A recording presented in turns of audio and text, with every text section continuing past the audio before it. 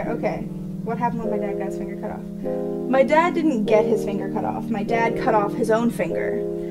I wasn't there, but he was in Michigan with my two younger sisters chopping wood for his wood furnace that he installed last winter. And he had repositioned the log, or so he told me, but he still had to hand it with his left hand, so as that axe in his right hand came down to chop the log in half, it missed and chopped off the top third of his left index finger.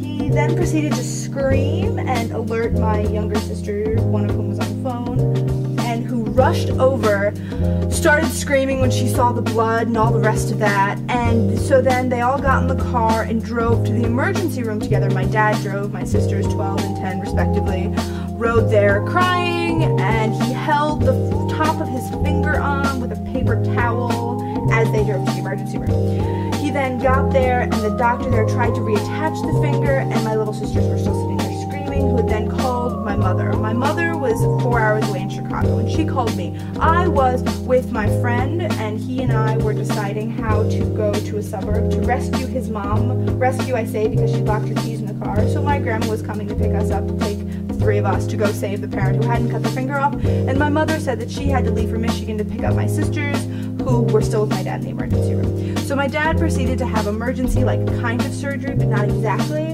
And, have I told you this story before?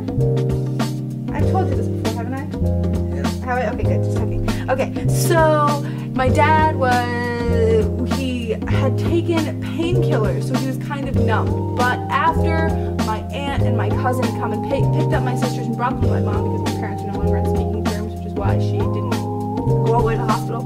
So she picked them up from Midway and then drove them all the way back to the city. And my dad, though he was scooped up on Vicodin, held his finger on again as he drove the 4 hours back to Chicago all by himself.